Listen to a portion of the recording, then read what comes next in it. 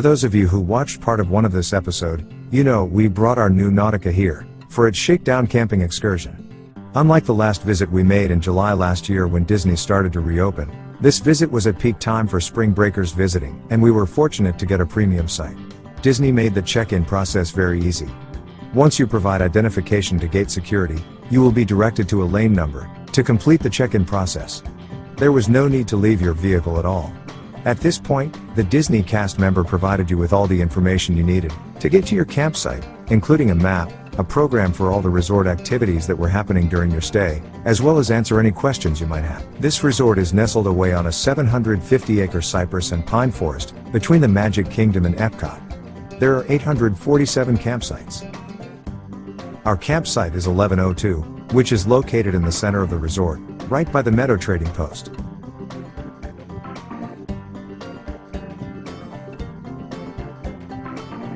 The paved paths on the RV sites are large and flat, making backing in a breeze. Time to get the campsite set up.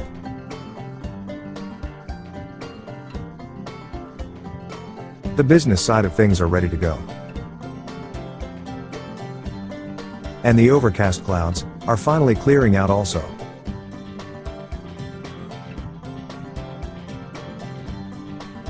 The TV reception is also excellent. Now that our bikes are unloaded, it's time to explore. This resort offers the best of the outdoors, and even offers cabins for those who prefer the great indoors. You will see an abundance of wildlife roaming the grounds. The settlement recreation area is on Bay Lake and includes the marina, beach, Pioneer Hall, and the Tri-Circle D ramp. We are headed there now, with one stop at the Meadows Trading Post area first, since it was on the way. The Meadows recreation area is in the center of Fort Wilderness. This area includes the bike barn for bike rentals, kayaks, and canoes, adjacent to the Fort Wilderness waterways. Swimming, tennis, volleyball, and shuffleboard are all available at the Meadows Recreation Complex. This is truly a comprehensive resort offering something for everyone, and not just campsites.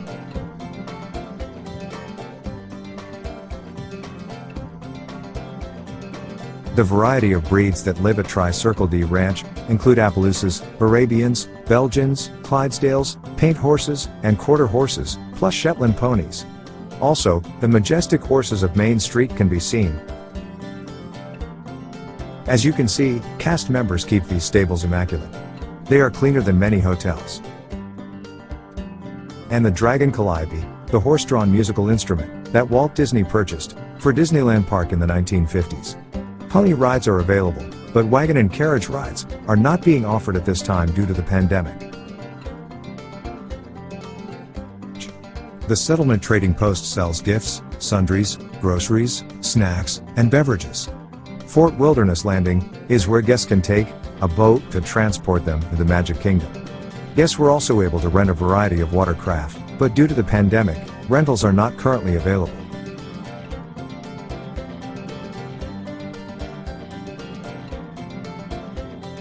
A variety of homestyle cooking is available throughout the resort, but a very popular dinner show, the Hoop-Dee-Doo Review, was unavailable at Pioneer Hall when we were there. We are going to head up to the main outpost at the resort entrance next, where you catch the buses to take you to the parks. But first, we thought it would be fun to swing by the campsite where we stayed last July. It was site number 523. And it's vacant right now. This is one of the many comfort stations located throughout the resort. You can get ice, use the restrooms, and showers facilities. There is also a laundromat that is tied to the credit card machine to operate. No need to bring any quarters. Having electric bikes makes getting around very easy. You can adjust how much motor assist you want to tailor your needs. Here is one of the many hitch and unhitch areas in the resort to accommodate RVs with towed vehicles. Since we are passing by that way, we wanted to swing by and check out the air-conditioned wilderness cabins. There are 409 of these, located in the 2200 through 2800 loop, near the front of the resort. There is also a separate pool here in the area, so guests would not have to venture down to Meadow. The Outpost Depot is the transportation hub, which uses buses to travel to Disney theme parks and other resort areas. The complimentary transportation is available 1 hour prior to Disney theme park opening time, and up to 3 hours after Disney theme park closing time. The buses generally run every 15 to 20 minutes. There are LED signs on the buses to indicate their destination. The Tri-Circle D livery is located right next to the Outpost bus station. Here is where you can go on trail rides, which last about 45 minutes at Fort Wilderness. Guests often rent an electric cart to explore the more than 700 acres of Disney's Fort Wilderness Resort. Time to head back to our campsite and get ready to visit theme parks. We will be going to the Animal Kingdom Park this afternoon. Due to the pandemic, there are enhanced health and safety measures for all guests and cast members. To manage the attendance levels, park capacity restrictions are set at 35%. And park reservations must be made ahead of time. Acceptable face coverings must be worn at all times, except in designated areas. What a Mickey Mouse operation. My face covering was approved by Mickey himself. When we first arrived earlier today, we thought, how perfect is our campsite location? We are right in the middle of the resort, with the Meadows Trading Post and pool nearby. With a bus stop just a few sets from our campsite, we thought it can't get any easier than this. What we didn't realize, to get to the outpost in the front, we had to travel to the settlement, with multiple bus stops, in both directions. Altogether, it took us about 45 minutes to get to the front outpost, and another 30 minutes to switch buses before arriving at the Animal Kingdom. While Judy and I were not in any hurry, guests using the resort's bus transportation system should allow plenty of time to get to their destination. Disney's Animal Kingdom opened in 1998. This celebration of the Earth's animals focuses on adventure and exploration. It features one of the world's most popular rides, Flight of Passage, on the distant planet of Pandora, and takes you from Africa to Asia, and back in time, when the dinosaurs roamed the Earth. The Tree of Life, an impressive icon, stands tall in the distance as you emerge from the park's entrance. As annual pass holders, Judy and I have visited all the parks many times before.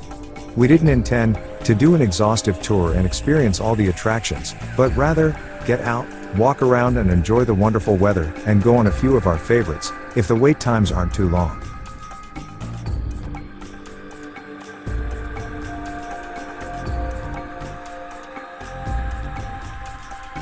One of our favorites is the Kilimanjaro Safari. Here, you are transported halfway around the world to a 100-acre African savanna. Even though there was a 45-minute wait time, this 20-plus minute attraction was well worth waiting for. It takes you on a tour of the Harambe Wildlife Reserve, as you spot real African animals such as elephants, lions, giraffes, rhinos, gazelle, crocodiles, and more. Your driver will point out the various wildlife for you. Not all the animals are visible all the time, so every adventure is different.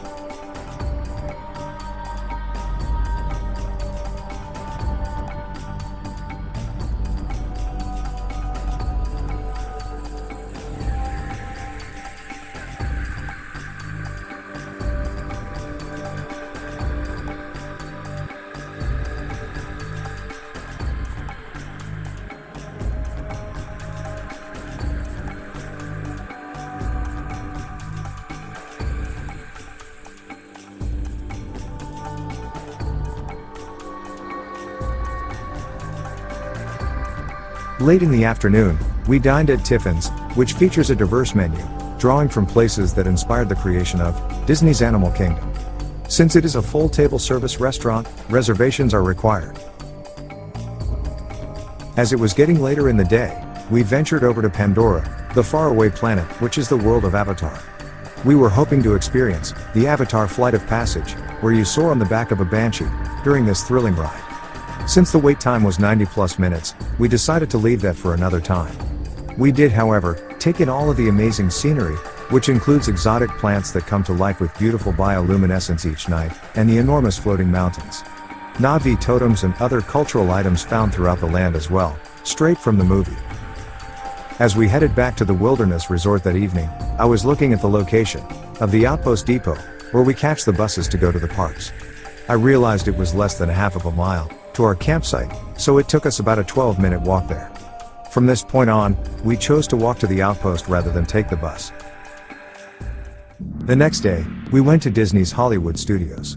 This park, which is an ode to Hollywood, immerses guests in the movies they love.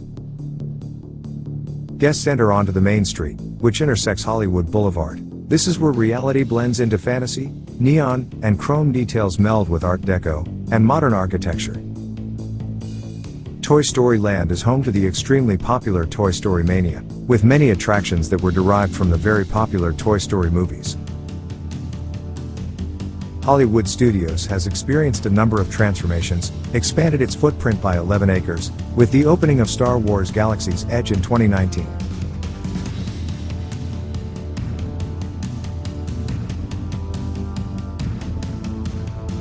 Rise of the Resistance is a massive attraction, with multiple ride systems, that is unlike anything else. When your transport is captured by an imposing First Order Star Destroyer, filled with legions of stormtroopers, you're going to need all the help you can get. Fortunately, a covert team of Resistance fighters is at the ready to assist. It's a first-of-its-kind adventure. It is, by far, one of the premier attractions, anywhere. Since day one of opening, Rise of the Resistance has only ever had a virtual queue that you must join to ride the attraction. While we tried many times before, today, we came to experience it firsthand, with assistance from our son.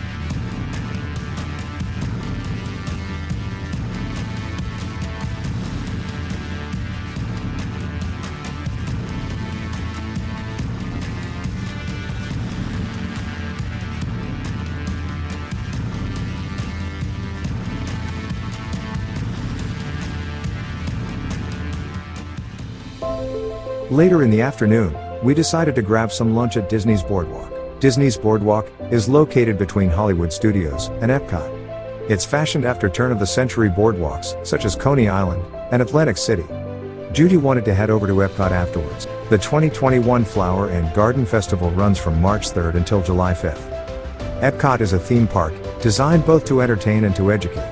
It's twice the size of Magic Kingdom, so guests should be prepared to walk. Epcot is made up of Future World and World Showcase. Future World is where you can experience the past and future of technology advancements.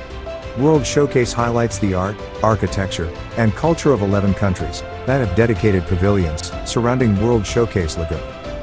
There are many attractions for both young and old. We came here today, though, to see all the amazing gardens and topiary sculptures of popular Disney characters.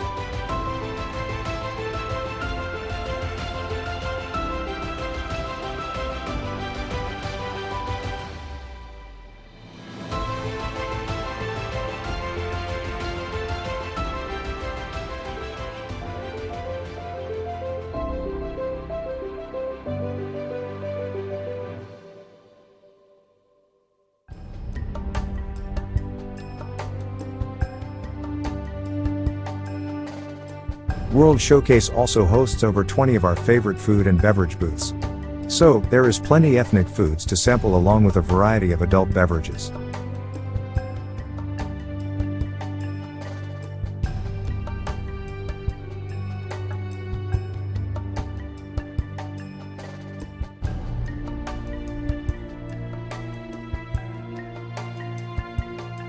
We also saw small spontaneous processions pop up throughout the day as well.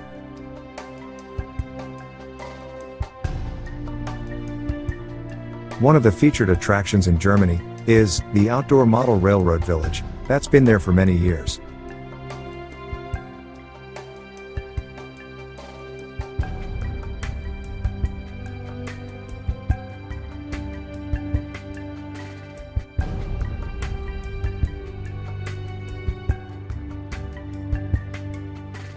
We were fortunate to pass by the American Gardens Theater when the Voices of Liberty were performing an inspiring choral performance.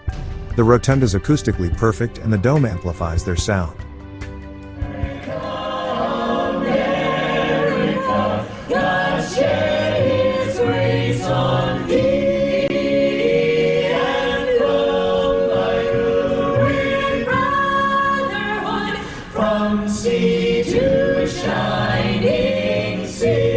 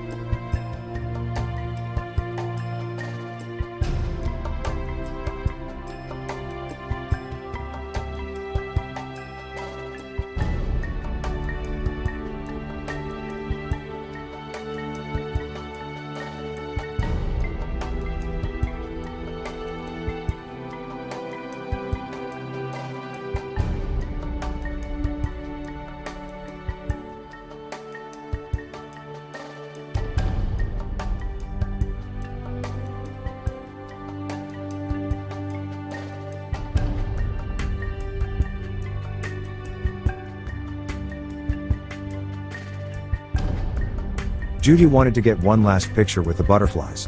We have had a pretty full day, walked approximately 12 miles between the two parks and the boardwalk, so we felt some rest and relaxation was well deserved back at our RV. Since this was our last full day at the resort, Judy and I spent the morning going through everything on the coach as part of our shakedown trip. Later in the day, we ventured over to the Magic Kingdom, using the boat transportation at the marina. The boat ride was very enjoyable, and we were able to take in some of the sights. It took about 15 minutes to arrive at the dock by the Magic Kingdom. We passed by the Contemporary, which is an ultra-modern Disney resort hotel, with spectacular views and several amazing pools. We had stayed there several times before. Walt Disney World's Magic Kingdom covers 107 acres, and was the first park at Disney World which opened October 1, 1971.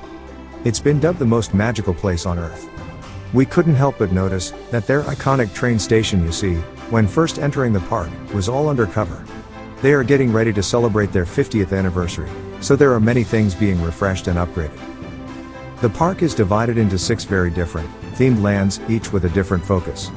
After arriving, you'll stroll through the gates into the first area, Main Street, USA. Adventureland has some classic attractions. These include Pirates of the Caribbean, the Jungle Cruise, and the Tiki Room. Frontierland has some thrilling attractions, such as Big Thunder Mountain Railroad and Splash Mountain.